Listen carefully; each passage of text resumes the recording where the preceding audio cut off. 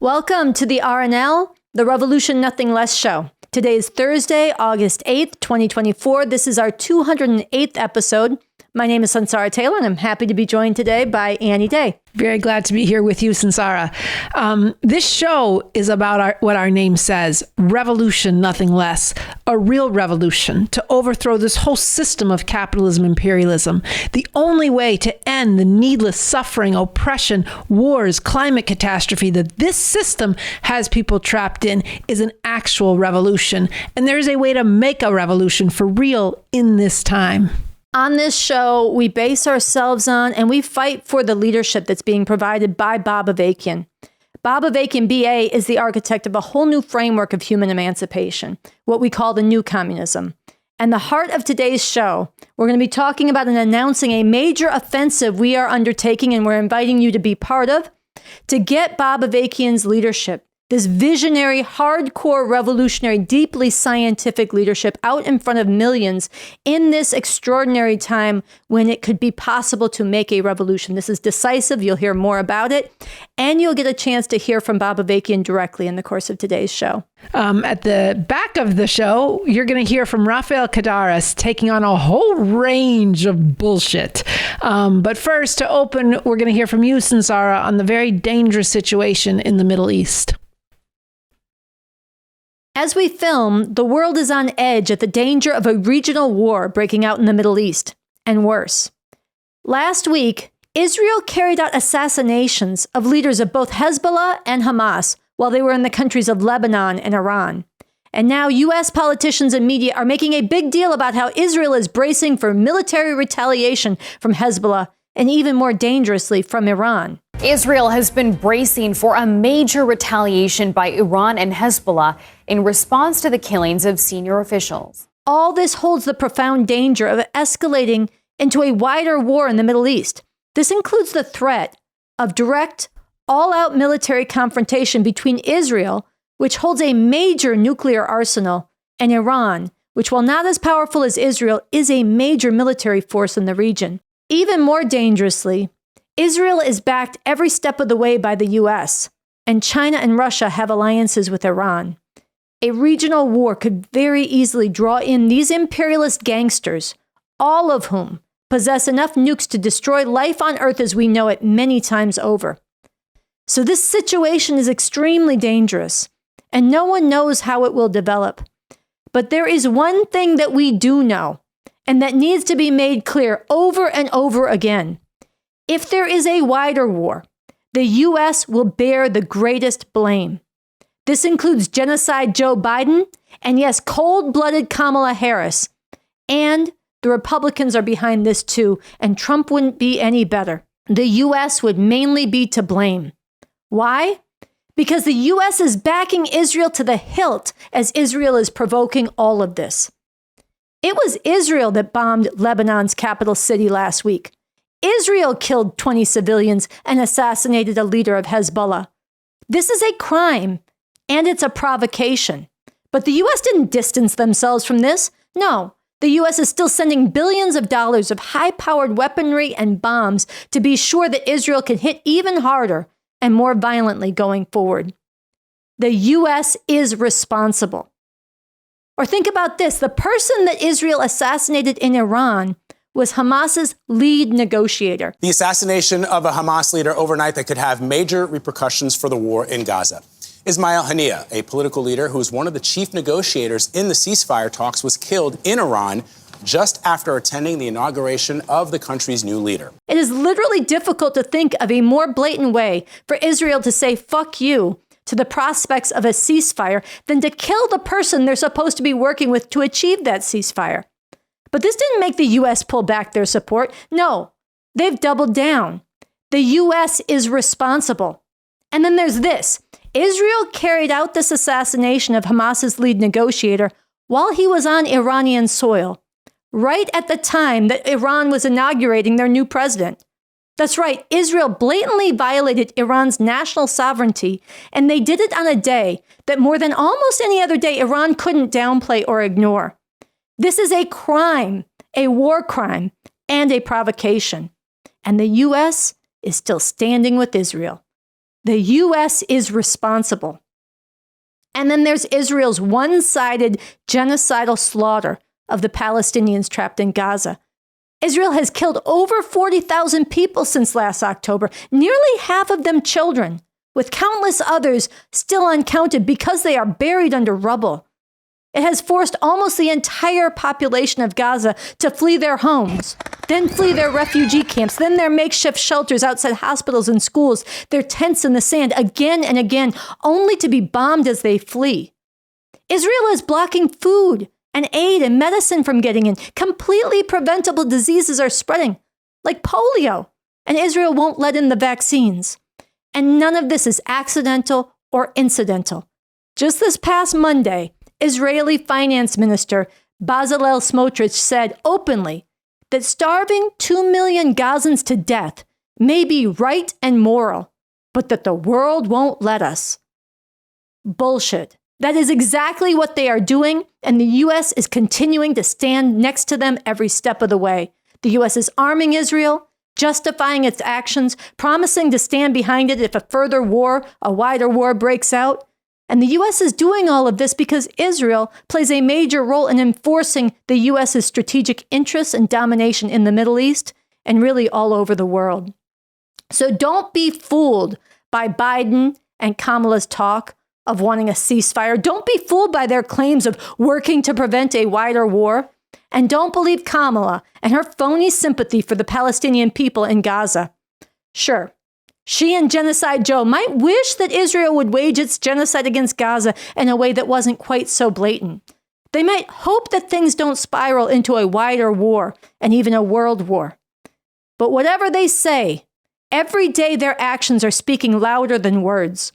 Through countless deaths and misery, through the bipartisan cheering that we saw when Netanyahu came to Congress with Republicans and Democrats standing together in euphoric standing ovations for this mass murderer, they are showing in a million ways that there is nothing that Israel has done or is currently poised to do that will shake their support for Israel.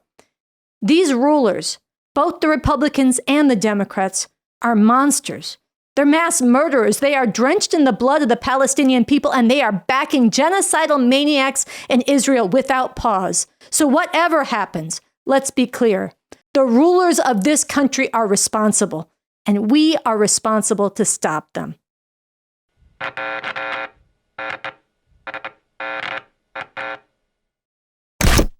Okay, Annie, I'm very happy to have you here in the studio. You have a big announcement to make and an invite to our viewers. Why don't you share? That's right. So we are kicking off a major national campaign to get Bob Avakian's social media at Bob Avakian Official everywhere. And we're having national meetings this weekend to launch this. So if you're anywhere near New York, Chicago, LA, San Francisco, be there. Basically, we are aiming to raise tens and hundreds of thousands of dollars for major advertising to reach and garner tens and hundreds of thousands of followers on Bob Avakian's social media. And I'll just say, look, there's nobody besides Bob Avakian and the Revcoms he's leading who are even talking about real revolution and who are enabling people to see the nature of this system that needs to be overthrown. And it is this system of capitalism, of imperialism, that is hurtling humanity to a disaster. And people are naming it everything but. People are getting caught up to try to make change within the very source of what's causing and driving this horror of ecocide, of rising fascism, of global destruction and genocide before our eyes. And yet people aren't, some people might name capitalism, but actually talking about and having a strategy for and a plan for real overthrow, not in some far off time, but right in this time we're living in. So there's real urgency to get Bob Avakian's voice, to get his leadership impacting all of society in front of millions, really reaching millions and involving and unleashing thousands. And that's what this campaign is aimed at doing in a very short period of time. Could you talk a little bit about what Bob Avakian is doing in these social media messages? What is the content of this, and what is it leading people to understand and act on? He says it, I think, best himself. I want to draw from his own words in a couple different places on this social media.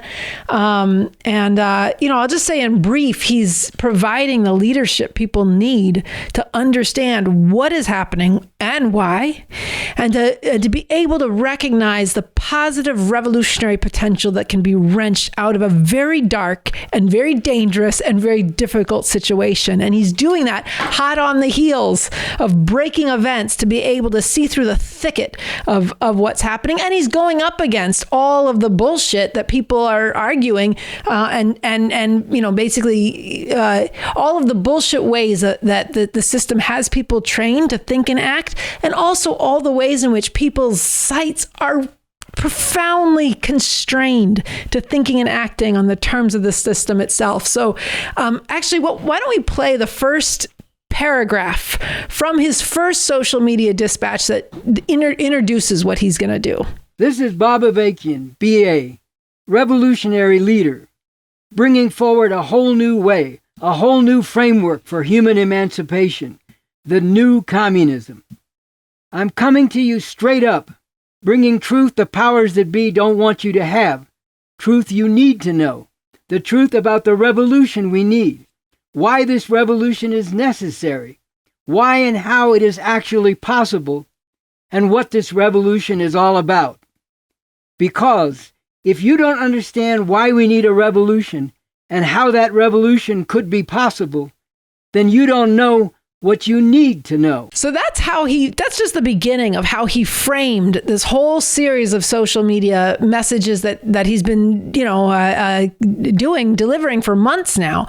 But here's a feel for some of the other things he's speaking to, and it gives you a sense of how he's speaking to them. He gets into why the U.S. is the number one imperialist oppressor in the world. And he gets into why, very simply, very sharply, very crisply, why is the U.S. supporting Israel's genocide in Gaza and in Palestine against the Palestinian people? And, that's a question. People are agonized. Why is this still happening? Why is Biden still backing and funding this when we can all see the obliterated babies? Why is he not been backed up off of this? Is it the Jewish lobby? No. It's not. Okay, so he answers that really crisply, and then he keeps making the case in a number of social media messages. He gets into capitalism, brand, ownership, and the putrid culture of parasitic empire. And I'm not going to say more than this now, but I'll just say in his social media, he's getting you to look at things that you just go along with all the time. That's just par for the course. Oh, I made a mistake. I own that. Is that capitalism speaking through me? So he's laying all this bare for people. I mean, there's more than we have time for here, but, anti-capitalist, but don't know what capitalism is, right? There's all kinds of ways he's challenging. Here's a couple important ones. What if the Democrats just accept Trump and fascism? What if the Democrats don't? And what does all this have to do with the possibility for an actual revolution? Okay, that's one of the more recent ones. Listen to that one. He's taking you through what's happening in this rare time, how things are coming to a head, why and how the choices are not between MAGA fascist, theocratic, open white supremacist nightmare on the one side, and on the other, why the choices are not and cannot be left to the war criminal genocide committing Democrats. What actually are the choices for real for humanity, and how are we going to navigate this madness?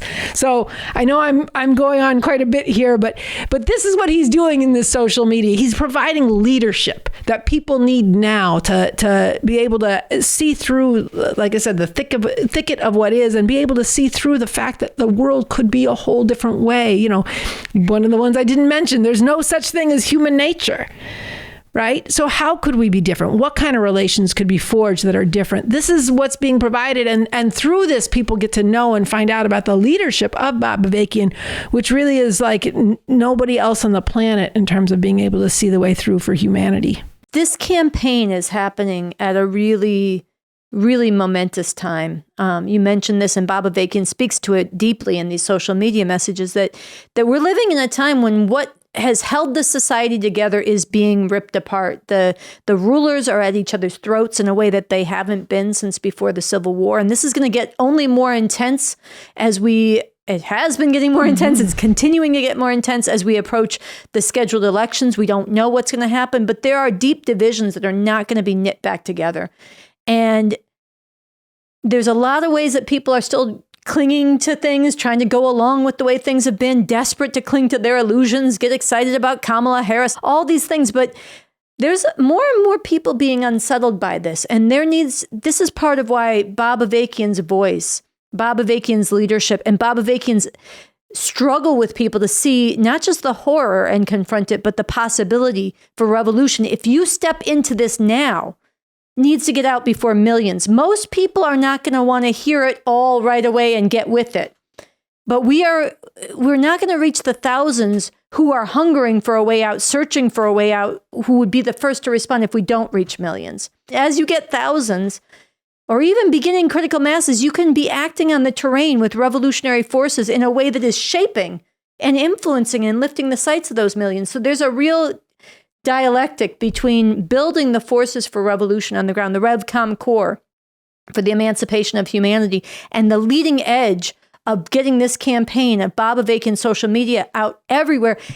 And all the more so as events are continuing to accelerate and jolt people and make them go, okay, maybe I should give this a listen. Right. So this needs to be being heard by millions. Yeah. Right. Well, and it's going to make exactly the dynamism then of Bob Avakian's voice, the scale, the societal impact, how sharply it's demarcated from everything else in society. That's really, even people who use the word revolution but have no sense of what the actual overthrow requires, have no positive vision for how to organize society in a whole different foundation. That demarcation, the dynamism of Bob Avakian's leadership through this social media can exactly be what is both impacting society, impacting millions, and training the thousands, right? He's training people to think, training people to not to go for revenge, but to go for human emancipation in revolution. He's training people in science in these social media messages.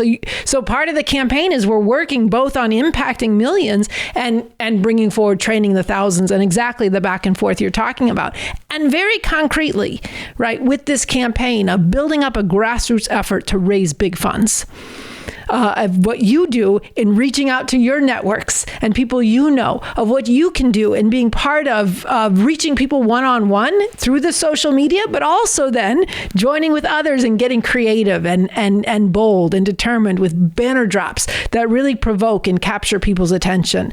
We want to do it. If we do an ad campaign targeted to a certain area, can that synergize and go back and forth with some creative things people do on the ground in that same area, so that people are encountering this more than once, and they see an ad, but then they see these people on the ground, or they see something that provokes their curiosity or interest and challenges them, then things can start to reverberate to where people actually see this, they encounter it, and exactly that back and forth effort that this campaign actually is a vehicle to do this in a really compressed period of time. This campaign is putting a revolutionary, communist, world-class leader in front of millions. That's what we're aiming to do. And this is going up against a lot of assumptions, a lot of people's expectations, a lot of what they think they're looking for, what they think they need to reach for to solve the things that they are agonizing about. We have a clip that we want to play from Bob Avakian from a 2012 talk that he gave, the talk that we actually took the name of this show from, BA Speaks Revolution, Nothing Less, where he speaks some to the importance, and he takes on some of the prejudices people have against communist leadership. Okay, so watch it, and then we'll come out of it. Something that's out there that I wanted to speak to in terms of leadership, and my own leadership in particular, is I know this goes on in whispers, or some people say this among themselves if they don't always say it out loud. Especially among people who've had the bitter experience of being betrayed by leaders, in particular, great white fathers. They say, BA, why do you have to be white? Why couldn't you be black or something? I used to get this back in high school. Back in the days at Berkeley High School where I went to school, my black friends would often say to me, Bobby, that's what they used to call me back then, Bobby, it's a shame you're white. You would make a really great brother. Now, I've always considered that the highest of compliments. But here's the thing. If I were black, I wouldn't be Latino. If I were half black and half Latino, or part black, part Asian, part Latino, and part Native American, and still from America, I wouldn't be from the other parts of the world that are dominated and plundered by American imperialism. I wouldn't be Bangladeshi or Iranian or Arab, for example. If I were male, I wouldn't be female. If I were female and straight, I wouldn't be gay. And so on, and so on, and so on. And where does this end? And really, what is this all about? Once more, we're back to the question, what is the leadership we need? Well, that depends on what we're striving for. It's back to the big question. Why are we in the situation we're in today? Can anything be done to really change this? And if so, what is that change? And how can that change be brought about? To put it another, perhaps simpler way, what is the problem and what is the solution? That tells us what we need to be aiming for, and therefore what kind of leadership we need. Now, as a matter of fact, what I am today is in very important ways and to a very great degree the result of the influence of black people in their struggle, although there have been other influences that have also played an important part in my development. But the most important thing is this. At a certain point, I made a leap to becoming a revolutionary and a communist. And that is a leap that people, more and more people, have to make who want to see an end to all this madness and want a whole new liberating reality for humanity. If we want a world where never again will another youth be shot down by marauding, murderous police, where never again will a woman be raped or brutalized, where never again will masses of women and men be treated in any way as less than fully human, where never again will children die in huge numbers in their infancy, and never again will generation after generation face the same killing madness. If we want a world where all this is finally ended, along with 1,000 other outrages that seem so much a natural part of the human condition, but in fact are totally unnecessary at this point in human history, we need communist leadership, the most advanced, seriously scientific, and far-seeing communist leadership we can get. Many people also say, well, if BA is our leader, the leader of this revolution, then we need to be able to see him and talk to him directly. But the point is, what someone stands for and where this will lead people. What will happen if that person's ideas are taken up and fought for? That is the fundamental question, not whether you can see somebody and literally touch them. And there is the fact, let's be real here, revolution, if it's going to succeed, is going to involve millions and millions of people. And while it is a great thing to have the chance to be among and talk to some of these people who will be part of this revolution, still there are bigger things that have to be kept in mind, including how the powers that be look at and seek to deal with revolutionary leaders. And the fact is that even if I devoted the rest of my life to this, there is no way that I could personally meet with anything more than a small part of the millions who must be part of this revolution. This is how the question has to be understood and approached. How can you tell if a leader in a party are for real and will lead things where they need to go? In most basic terms, This is a matter of line, as we say, or to put it another way, a matter of policy and guidelines for the struggle. But above all, a matter of outlook and method and basic strategy and program that set the terms in a fundamental sense for how the struggle should be carried out and carried forward and toward what ends, all along the way and in an overall way. What line is put forward by a leader or group? How is that line carried out and to what effect? Those are the key questions. Now, defending and protecting leadership, as we have put it in our party, building a wall of support and defense around leadership which really does represent the revolutionary way forward.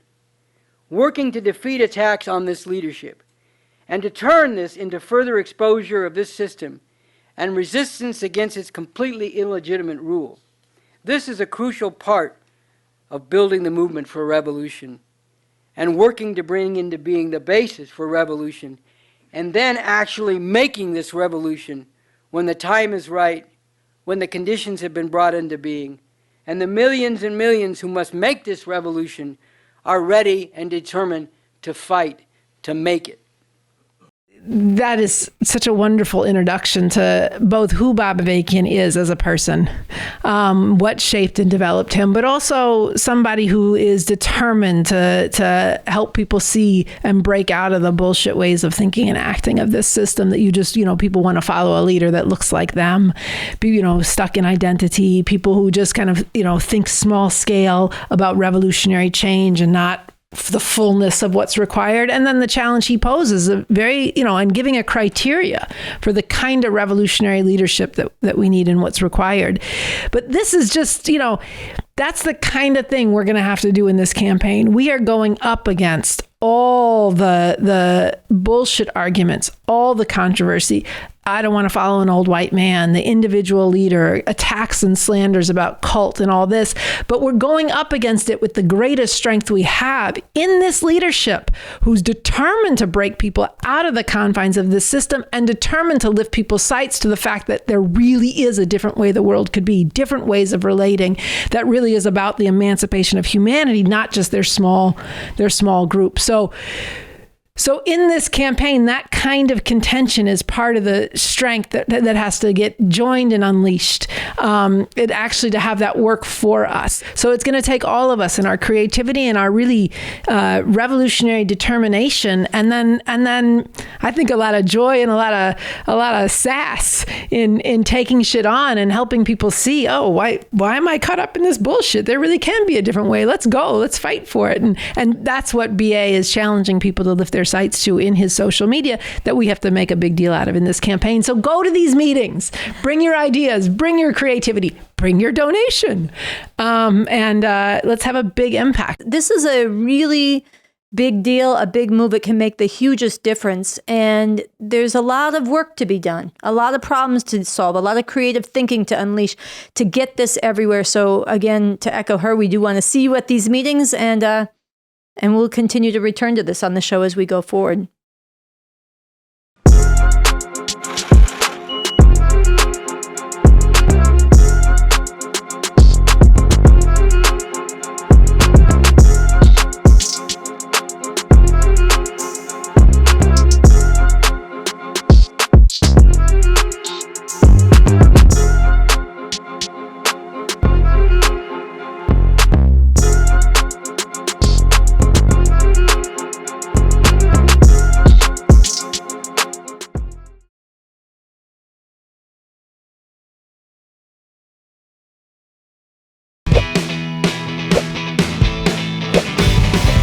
Every week, I'm going to be calling out bullshit. Let's get started. The Democrats' new strategy, calling Trump and MAGA fascists weird.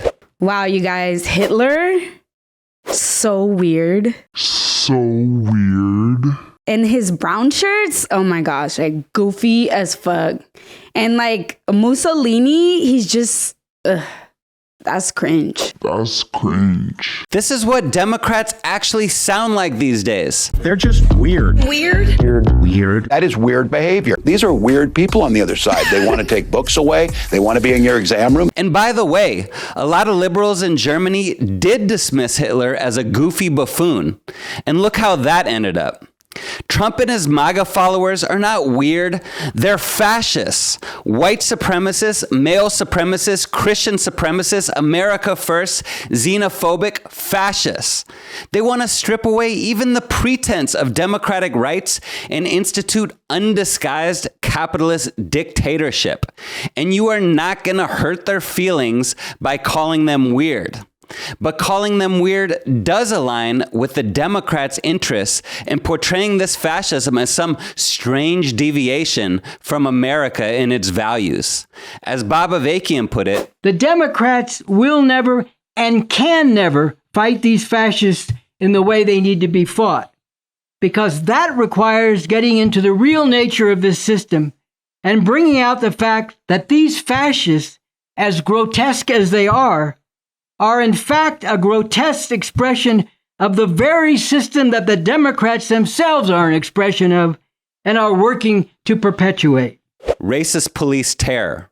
Trump's America or America? After the vicious police beating of Lorenzo Williams Jr. in Chicago, we posted this video on Instagram.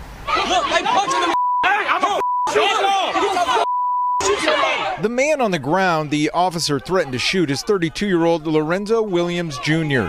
The same officer is also seen on the video hitting the 32-year-old with an object. The most liked comment on this post was from someone saying, "That's going to be Trump's America." What? This is literally Biden's America. More people were killed by police last year than any other year. Biden keeps bragging about how pro-police he is, and Kamala Harris literally spent years as a prosecutor in California working with the pigs to lock up black and brown people. Yeah, Trump is an open white supremacist fascist who wants to unleash the pigs to be even more brutal. But don't get it twisted. This is America. This is what America does, no matter Democrat or Republican in office. This capitalist imperialist system was built on the oppression of black people and has racism built into every institution. To put an end to police terror, you have to put an end to the system that needs police terror. And that means revolution, nothing less. U.S. imperialist vultures intervene in Venezuela again. Why are so many Venezuelan migrants coming to the U.S. right now? Because the U.S. has fucked up Venezuela. What is the U.S. doing right now? Fucking with Venezuela some more. The U.S., recognizing opposition candidate Edmundo Gonzalez, has the winner of Venezuela's contested election upset. For over 100 years, the U.S. has dominated and exploited Venezuela. In recent years, when Venezuelan leaders came to power that didn't fully submit to U.S. interests, the U.S. repeatedly attempted coups. Since 2014, the U.S. has put devastating sanctions on Venezuela that have caused malnutrition for millions of children. They've caused an economic contraction 3 times greater than the Great Depression and forced nearly a quarter of the population to migrate out of the country. Then, the U.S. pressured the government to organize elections with the promise of easing sanctions.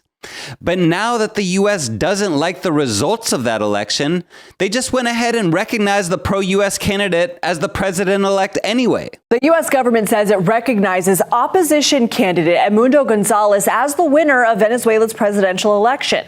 Secretary of State Antony Blinken said in a statement there was overwhelming evidence Gonzalez won, despite President Nicolas Maduro claiming victory. The truth is, neither side in this contested election has made the results transparent. And we don't really know who won.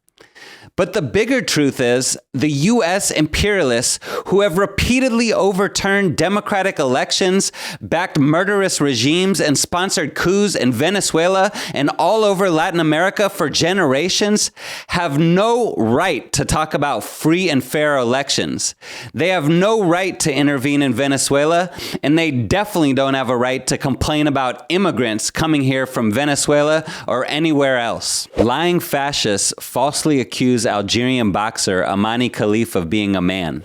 Amani Khalif was born female, has lived her life as a woman, and has competed for years in women's boxing. Now she's in the Olympics and is going to be fighting for the gold medal tomorrow. But last week, after a match with Italian boxer Angela Carini, who quit after only 46 seconds, the internet exploded with commentary from fascists like Trump and Elon Musk and others, calling Khalif a man and complaining about how unfair it is for men to be in women's sports. This young girl from Italy, a champion boxer, she got hit so hard she didn't know what the hell hit her. It's a person that transitioned. He was a good male boxer. He hit her with 2 jabs and she said, "I'm out." There's just one problem. There's no evidence that Khalif is a man. The supposed evidence is a rumor from the president of a boxing association, which isn't even recognized by the Olympic Committee, who said that Khalif failed some unspecified gender test last year and that she has XY chromosomes and elevated levels of testosterone. But none of this is proven at all. And even if it were, there are rare conditions in which females are born with XY chromosomes. And a lot of women do actually have higher than usual levels of testosterone. Of course, there are complexities involved in how to handle the hormonal advantages that some athletes may have in sports. But the fact is, none of these people who are calling Khalif a man have any idea what, if any, sexual development condition she may have. In other words, they're lying and spreading disinformation in the service of a fascist agenda, with a strong undercurrent of racism about this poor Italian boxer who was mugged by this Algerian man, and a putrid patriarchal program of rigid gender roles and misogynist beauty standards. Listen to Alona Mar, the women's rugby star who's also been targeted in this way. I always get these comments, but recently it kind of ramped up. I get comments being called a man and being called masculine and asking if I'm on steroids.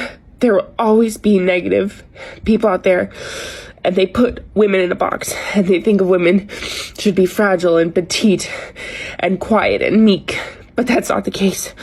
Women can be strong, and they can have broad shoulders, and they can take up space, and they can be big. Keep shining, keep being you. Whatever body you're in, that's the body of a woman.